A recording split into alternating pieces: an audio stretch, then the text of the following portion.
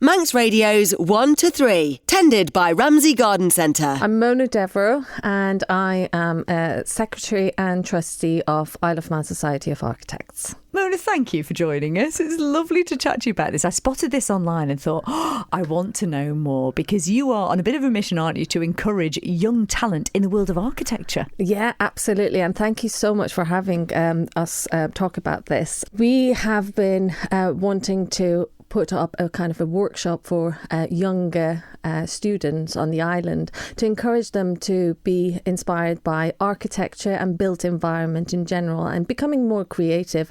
Whether they want to choose that as a career in the future or if they just want to experience it and then see what they like, then we want to give that opportunity basically. And we didn't have something like this on the island. We have around engineering and STEM, but we didn't have anything around architecture and the built environment.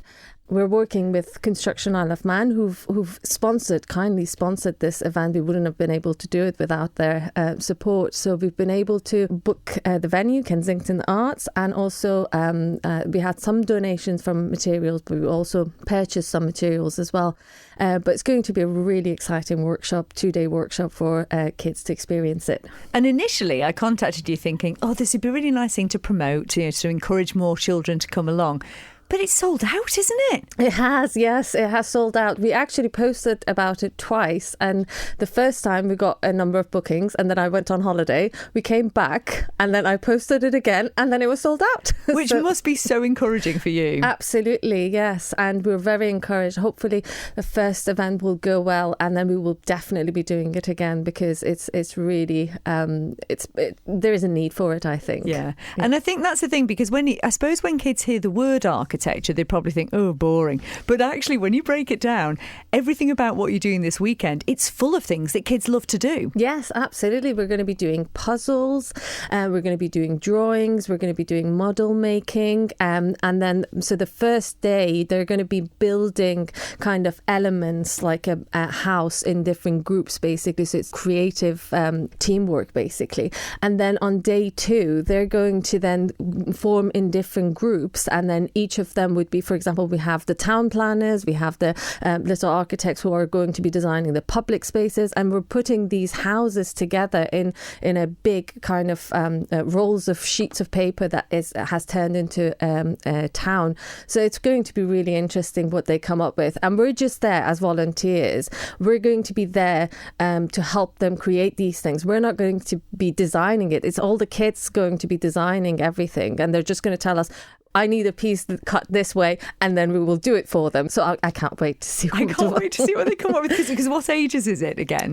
It is year 5 and 6, so it's been 9 to 10, basically, around that age, 11. And when you think of the type of imagination and creativity they will have at that age, I mean, some of the stuff they're going to come out with. Absolutely. And we're going to give them different materials. So we have different size bamboo, pre-cut bamboo sticks, and we're going to give them basically different cardboard and glues and everything that they could, rubber bands, so they can use whatever they think would be suitable in making these structures. So I really can't wait. And then they can also do drawings to fill this space as well. So when it comes to roads, for example, it would be much easier to just, draw that in. So it would be really interesting to see how they work together, how they come up with these creative ideas together, and solve a puzzle together, really. Yeah, so it's about working together, but also I think when they're that age, the sort of their imagination and creativity when it comes to the idea of design is probably unrestricted when you compare it to the likes of us as grown-ups, because we immediately start adding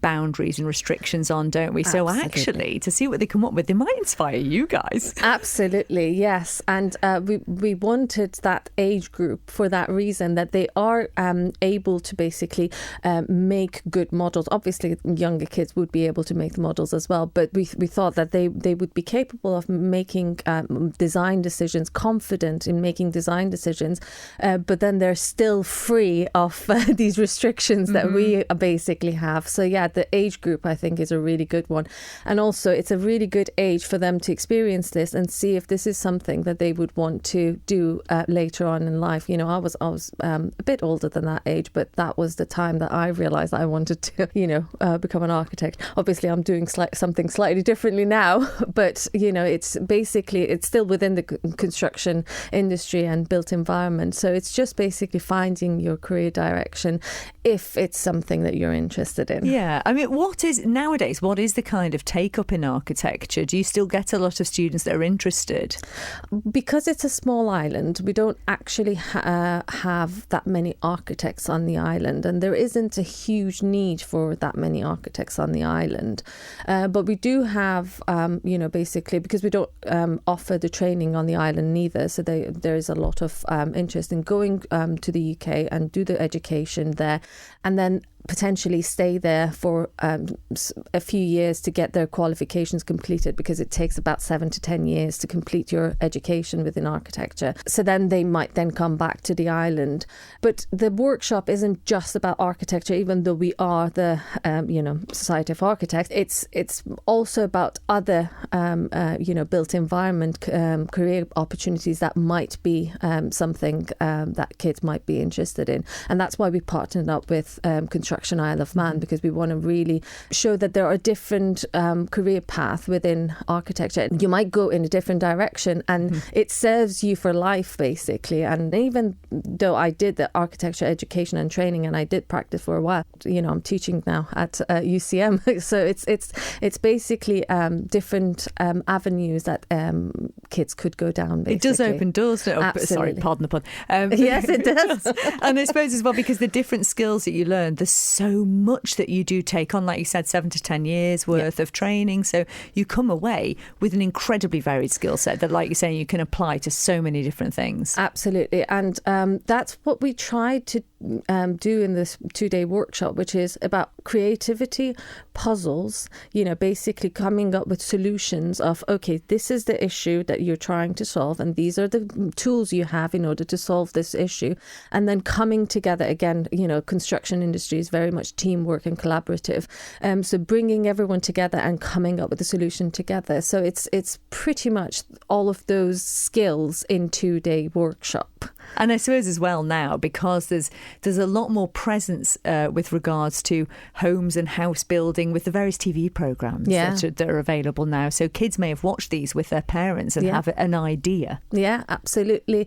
And also it's a way of making models almost the way we would make it in, basically in a practice, for example, but in a controlled environment for them. So I don't think they would necessarily have this opportunity in school, to basically have 2 dedicated days to just making models with different model making materials, which is very much geared towards them making the pieces and then putting them together. So it's going to be really interesting to see what they create. Yeah, absolutely. I mean, I'm picturing like a Jetsons world at the moment, but I'm sure it'll be something completely different. I'll definitely send you pictures of it. We really want to see it. And as we said, this particular one is sold out, but you are thinking of doing this again, aren't you? Yeah, absolutely. It would be a good opportunity for us to learn from this first one and see what are the things that are the positives and what we could improve, and then definitely try and put more, maybe during term time,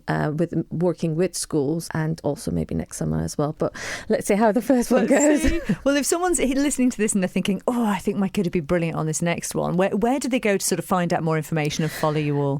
So Isle of Man Society of Architects, and our website is iomsofa.org.